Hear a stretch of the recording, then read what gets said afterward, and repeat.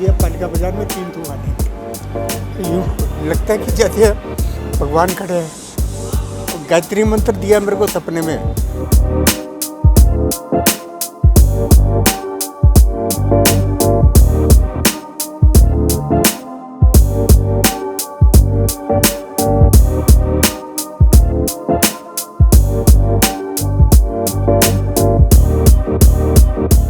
भारत की नाक कहलाने वाली दिल्ली, जिसमें बहुत सारी घूमने की जगह है। अक्सर दूर दराज से जब लोग दिल्ली आया करते हैं तो जो यहाँ की चकाचौंध देखना चाहते हैं, यहाँ के किले देखना चाहते हैं, सारी घूमने वाली जगहें देखना चाहते हैं। मगर दिल्ली एक और चीज़ के लिए काफ़ी ज़्यादा जाननीय है, काफ़ी ज़्यादा वो लोकप्रिय है। वो है यहाँ के मंदिर और इनका इतिहास। दिल्ली में ऐसे कई सारे मंदिर हैं जिनका इतिहास जो है वो पांडव काल से है। और आज हम आपको एक ऐसे मंदिर में लेके जाने वाले हैं जहाँ पे शिव जी को मनाने के लिए पांडवों ने तपस्या की थी और वरदान मांगा था कि शिव जी उन्हें रोज दर्शन दे। और आज तक शिव जी किसी भी रूप में यहाँ पे आके अपने भक्तों को दिन में एक बार दर्शन तो जरूर देते हैं। नमस्कार, मैं प्रिया द कर्मा में आप सभी का स्वागत करती हूँ। तो आइए कराते हैं आपको शिव जी के दर्शन, जिनका मंदिर राजीव चौक में स्थित है। और यहाँ पे कई सारे लोगों को इस मंदिर के बारे में नहीं पता। आइए दिखाते हैं आपको किस तरीके से यहाँ पे सजाए जाते हैं शिव जी महाराज।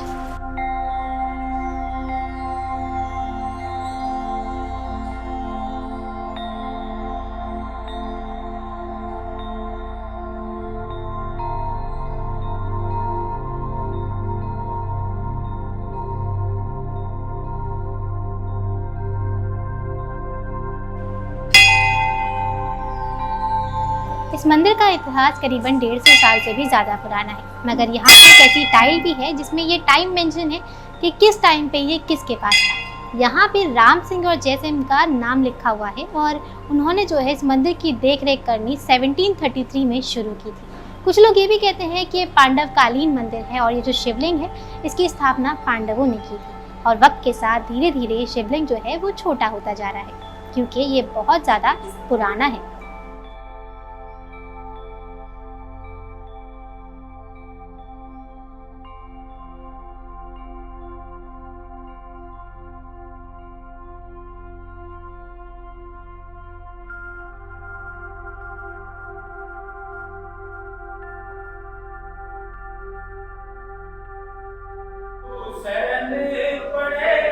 मांगू घड़ी रे घड़ी दुख काटो दया करिए मैं दर्शन आऊं शंभु शरणे पड़े मांगू घड़ी रे घड़ी दुख में अपने लगा लीजिए।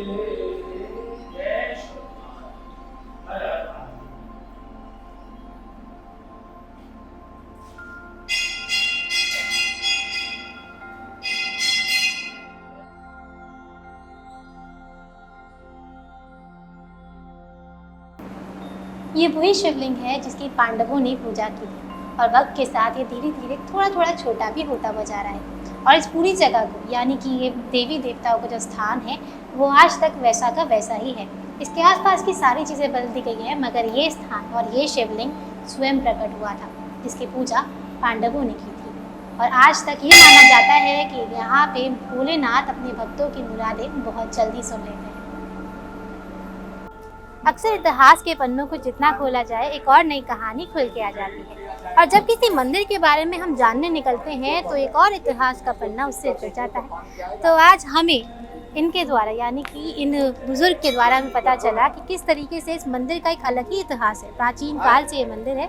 तो आइए जानते हैं कि इस मंदिर के बारे में क्या ऐसा खास है जो कि हमने आपके लिए ढूंढ के निकाला है। नमस्कार, इस मंदिर के बारे में आप बता रहे थे कि ये पांडवकालीन मंदिर है।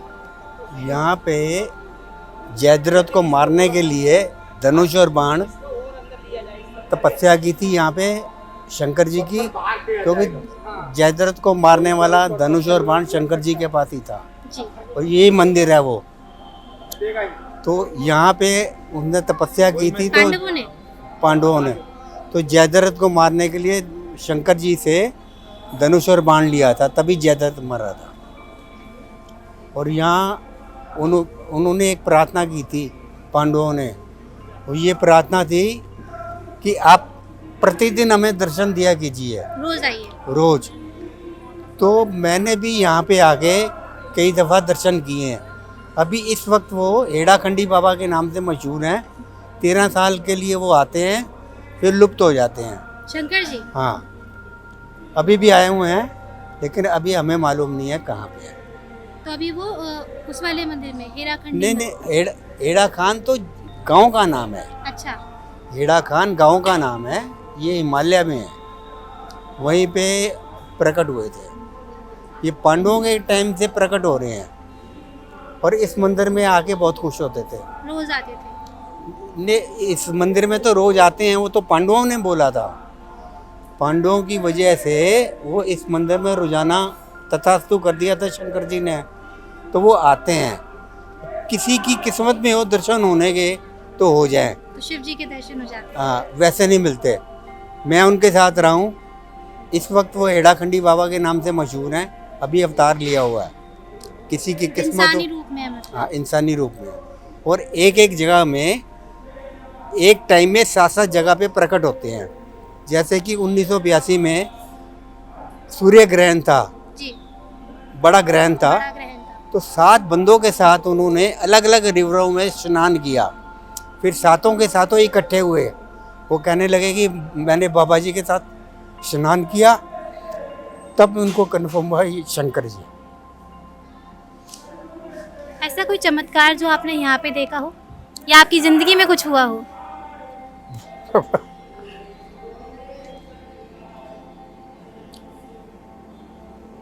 बहुत कुछ दिया। पालिका बाजार में 3 थूक आते हैं, ठीक है, हम इंजॉय कर रहे हैं, पर यहाँ आते हैं अच्छा लगता है।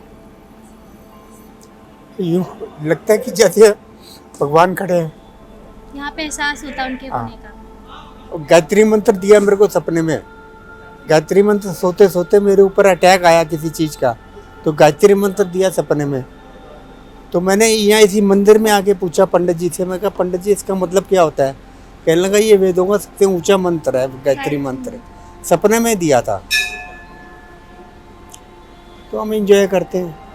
भगवान का दिया सब कुछ है। हाँ, शंकर जी के साथ भी रहा हूँ। अब हेड़ाखंडी, हेड़ा खान एक ग्राम का नाम है, वहाँ पे शंकर जी ने अवतार लिया है। ये वृंदावन में भी जाते हैं, कभी वहाँ जाते हैं, कभी कई जगह पे प्रकट हो जाते हैं। एक जगह ज्यादा। हाँ। धन्यवाद।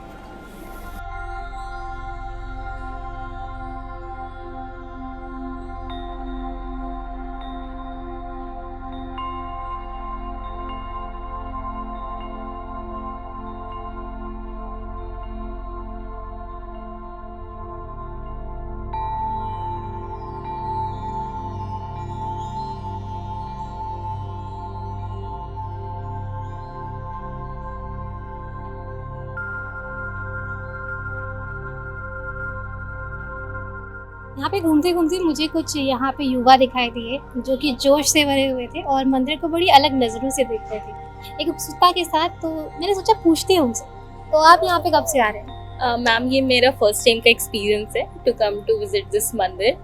एंड मतलब मैं बस जा रही थी रास्ते में और मुझे ये मंदिर दिख गया, तो I just wanted to come and to visit this mandir. और ऊपर से सावन का फेस्टिवल ये चल रहा है मान, so it's actually a thing कि आपको सावन के टाइम पे मंदिर देखें। मनाना पड़ता है। जी, जल्दी मान जाते मनाने हैं। की बात नहीं है, लाइक इट्स अ थिंग ना कि हाँ सावन चल रहा है and you are in front of a mandir and how could you lose that opportunity no. मंदिर में आके आपको कैसा लगा? बहुत अच्छा लगा। ऐसे लग रहा है जैसे कि हम महादेव के बिल्कुल पास में है, वो हमारे साथ है।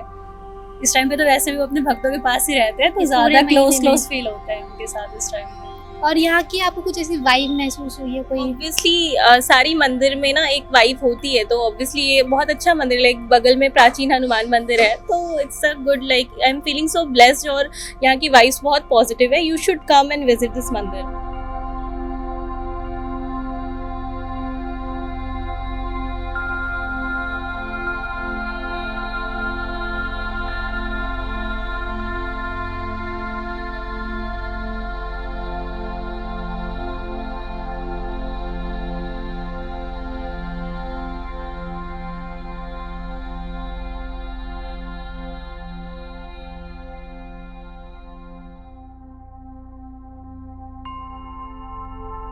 पंडित जी प्रणाम।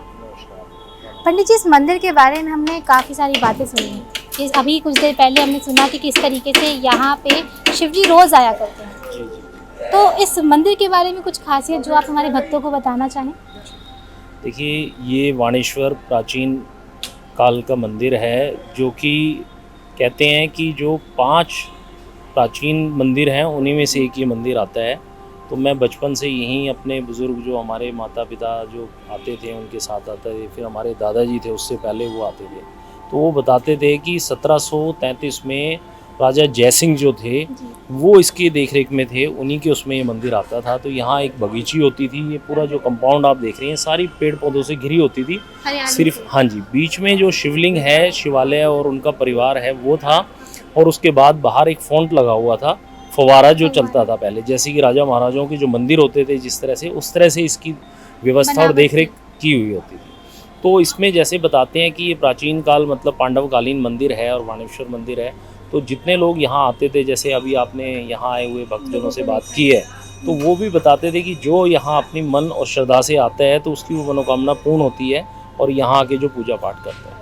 तो इस तरह से पूर्वज हमारे चलते आ रहे थे। अभी देखा है 70-75 साल के लोग हैं जो यहाँ पीछे 50-50 साल से आ रहे हैं। तो हमने जो सुना है उस तरह से ये मंदिर का व्याख्यान मैंने आपको बताया। बल्कि अभी गवर्नमेंट ने भी काफ़ी मंदिरों को अभी सिलेक्ट किया है जो एंशिएंट हिस्ट्री के साथ में जोड़े जाएंगे। जैसे कि आप जाते हैं तो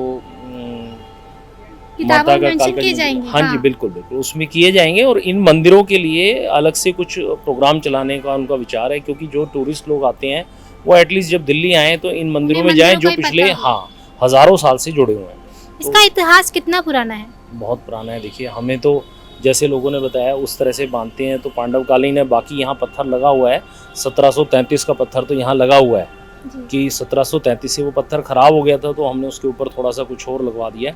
बट नीचे अभी भी लिखा हुआ उसमें राजा महाराजाओं का, जो कि राजा जयसिंह हैं और उनके परिवार से जुड़े हुए हैं, उनकी हिस्ट्री भी लिखी हुई है।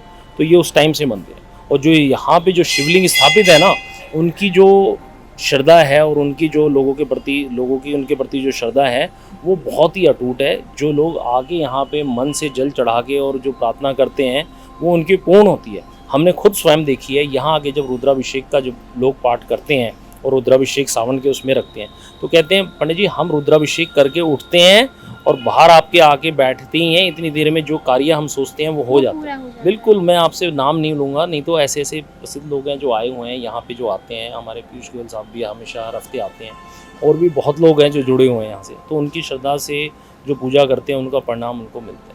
फिर तो भोलों का भी बहुत आना लगा रहेगा सावन के महीने। हाँ बिल्कुल। देखिए, हम लोग अब पहले क्या था कि आ गए तो अपना पूजा होती थी। अब व्यवस्था कैसे बनती है, जो रुद्राभिषेक कराना चाहते हैं तो उनके पहले ही नाम से बुकिंग कर देते हैं हम लोग, जिससे कि किसी को अव्यवस्थित ना हो और रुद्राभिषेक का उनका चलते। सोमवार तो हमारे पूर्ण होते हैं, बाकी बृहस्पतिवार, शुक्रवार, शनिवार ये सारे पूर्ण हो जाते हैं। उसमें हमारे सुबह से लेके 6 बजे 7 बजे से रुद्राभिषेक शुरू होते हैं और शाम को 9 बजे तक चलते हैं। महाभारत, जिसका वर्णन भले ही एक किताब के तौर पे होता है, मगर उसकी असल ज़िंदगी में अहमियत आपको एक एक पल पे दिखाई देती है।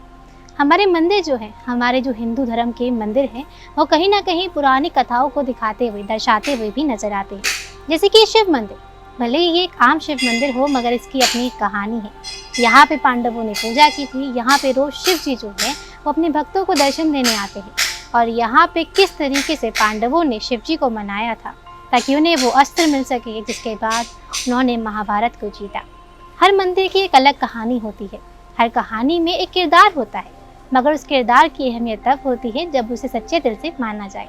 इसी तरीके से हमारे धर्म में बहुत सारे भगवान हैं, मगर बात सिर्फ इतनी सी है कि कौन उन्हें किस तरीके से पूजना चाहता है। यहाँ पे जो सच्चे दिल से अपनी मुराद लेके आता है, भोलेनाथ उनकी सभी मुरादें पूरी करते हैं। मैं प्रिया आपसे विदा लेती हूँ। दोबारा एक और नए मंदिर की तलाश में आपको एक नई जगह पे दिखाई दूंगी। नमस्कार।